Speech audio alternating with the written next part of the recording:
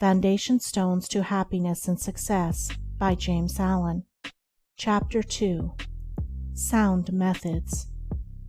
From the 5 foregoing right principles, when they are truly apprehended and practiced, will issue sound methods.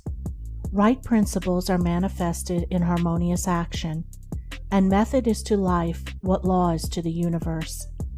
Everywhere in the universe there is the harmonious adjustment of parts, and it is this symmetry and harmony that reveals a cosmos, as distinguished from chaos. So in human life, the difference between a true life and a false life, between one purposeful and effective and one purposeless and weak, is one of method.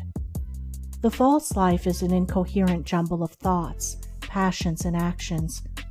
The true life is an orderly adjustment of all its parts. It is all the difference between a mass of lumber and a smoothly working, efficient machine. A piece of machinery in perfect working order is not only useful, but an admirable and attractive thing.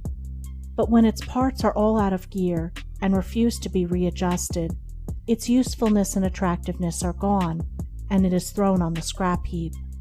Likewise, a life perfectly adjusted in all its parts, so as to achieve the highest point of efficiency, is not only a powerful life, but an excellent and beautiful thing, whereas a life confused, inconsistent, discordant, is a deplorable exhibition of wasted energy. If a life is to be truly lived, method must enter into and regulate every detail of it, as it enters and regulates every detail of the wondrous universe of which we form a part. One of the most distinguishing differences between a wise man and a foolish man is that the wise man pays careful attention to the smallest things, while the foolish man slurs over them or neglects them altogether. Wisdom consists in maintaining things on their right relations, in keeping all things, the smallest as well as the greatest, in their proper places and times. To violate order is to produce confusion and discord, and unhappiness is but another name for discord. The good businessman knows that system is 3 parts of success, and that disorder means failure. The wise man knows that disciplined, methodical living is 3 parts of happiness, and that looseness means misery. What is a fool but one who thinks carelessly, acts rashly, and lives loosely? What is a wise man but one who thinks carefully, acts calmly, and lives consistently? The true method does not end with the orderly arrangement of the material things and external relations of life. This is but its beginning. It enters into the adjustment of the mind, the discipline of the passions, the elimination and choice of words and speech, the logical arrangement of the thoughts, and the selection of right actions.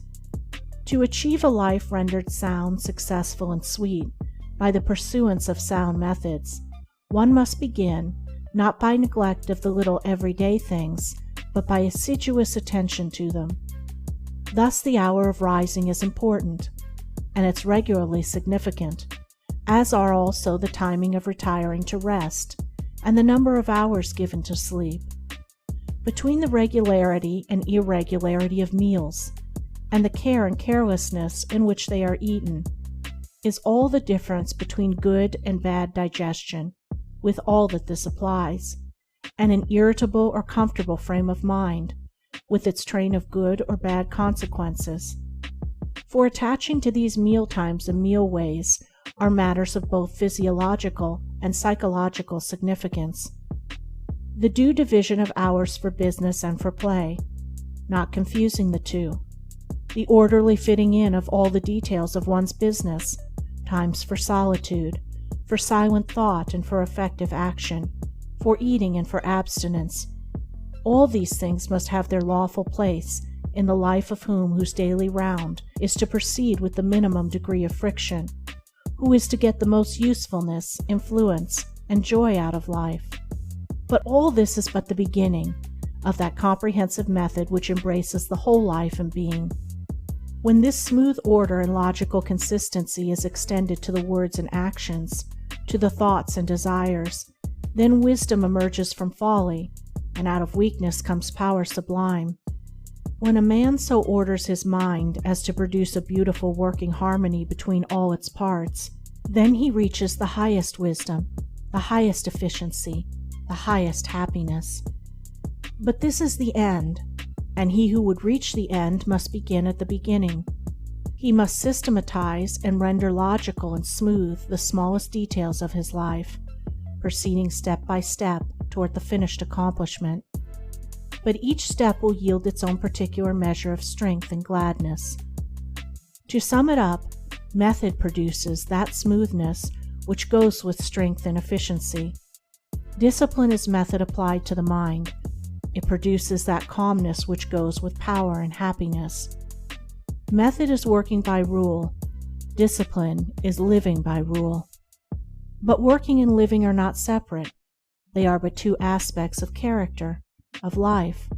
Therefore, be orderly in work, be accurate in speech, be logical in thought.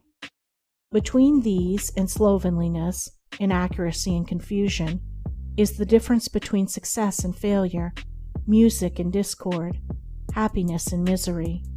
The adoption of sound methods of working, acting, thinking, in a word, of living, is the surest and safest foundation for sound health, sound success, sound peace of mind.